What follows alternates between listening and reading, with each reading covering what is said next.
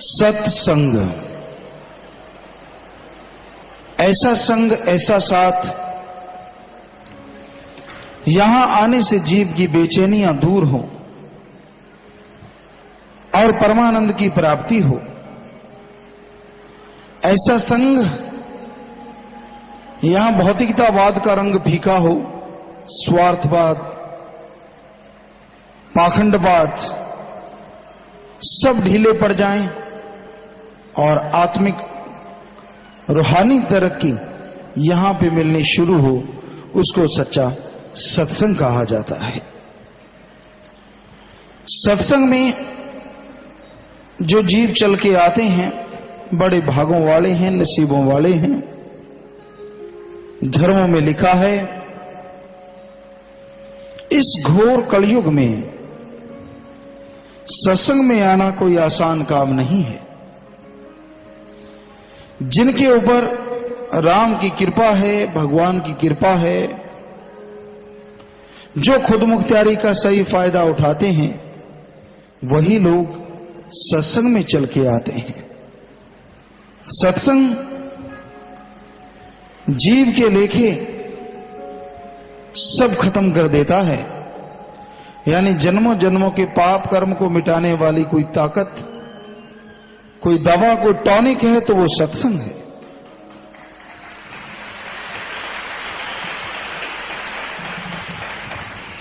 सत्संग सुन के अमल किया जाए। सत्संग के बिना रूहानियत की चाह पैदा नहीं होती। सत्संग के बिना अल्लाह वाहिगुरु गॉड खुदा रब तक जाने का रास्ता नहीं मिलता। सत्संग के बिना आत्मिक शक्ति, आत्मिक खुराक नहीं मिलती और आत्मिक शांति के बिना जीवन अधूरा है। जिनके अंदर आत्मिक शांति नहीं है, जो बेचैन है, जो परेशान है, जो बात बात पे गुस्सा जाते हैं, टेंस हो जाते हैं, चिंताग्रस्त हो जाते हैं, ऐसे जीवों के लिए आधार अगर कोई है तो वो सत्संग में से मिलने वाला प्रभु का नाम है। जीव प्रभु का नाम ले, उसका जाप करे तो अंतःकरण की मैल साफ हो जाती है।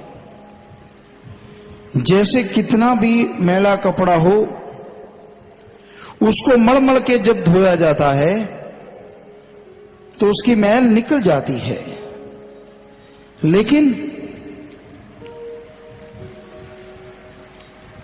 मलने वाला ढंग का हो और साबुन सही हो तो मैल निकलती है।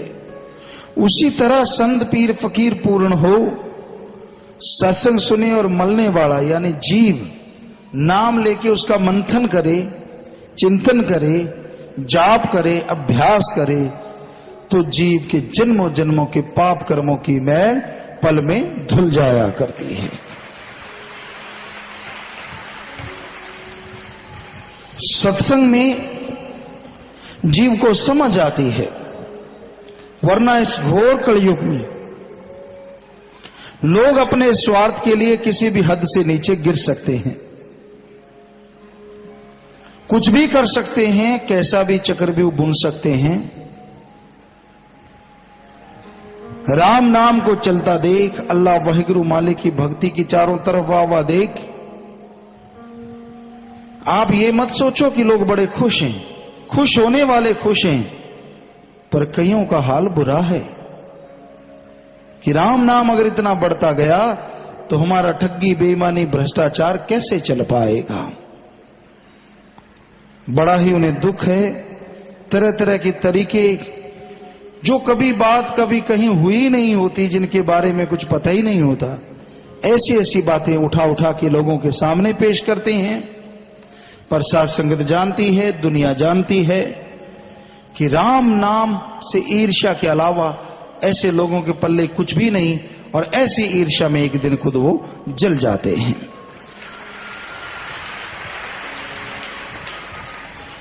राम नाम कभी किसी का बुरा नहीं करता, बुराई को रोकता है और भलाई की वाह होती है।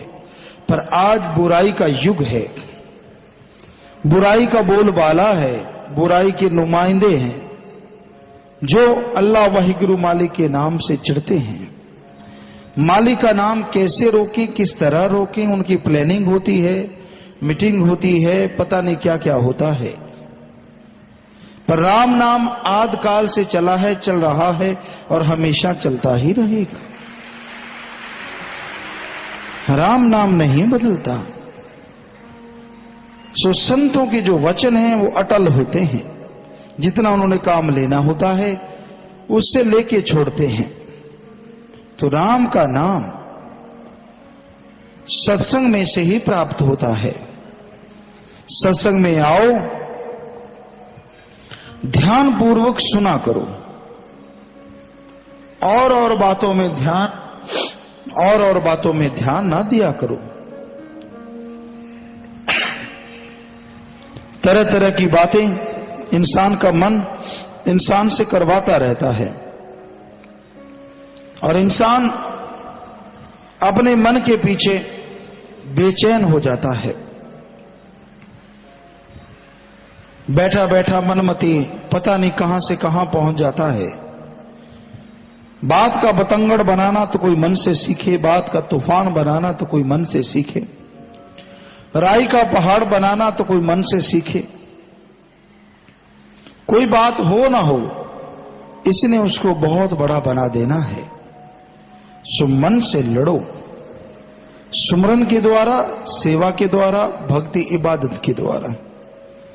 मन से लड़ोगे तो मालिक के दर्श दीदार के काबिल बन पाओगे।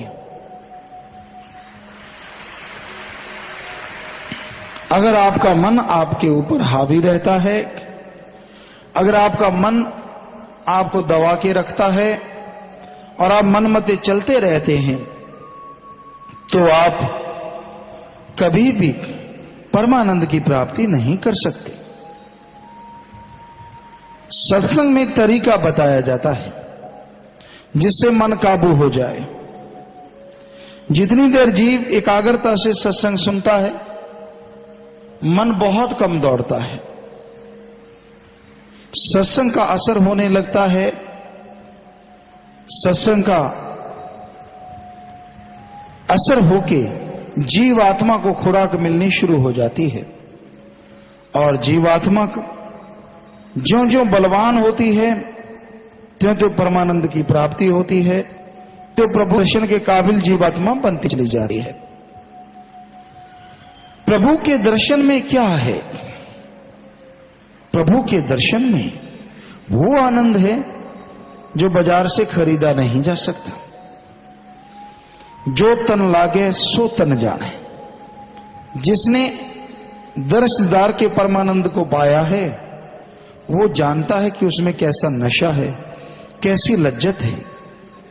जिन्होंने इस रस को चखा ही नहीं, जिन्होंने अंत्यकरण में वो नजारा देखा ही नहीं, दर्शन हुए ही नहीं जिनको, वो क्या जाने कि मालिक की दया में रहमत क्या होती है और मालिक कैसे दर्शनदार देके आत्मा को नशे से मालो माल कर देते हैं, खुशियों से निहाल कर देते हैं।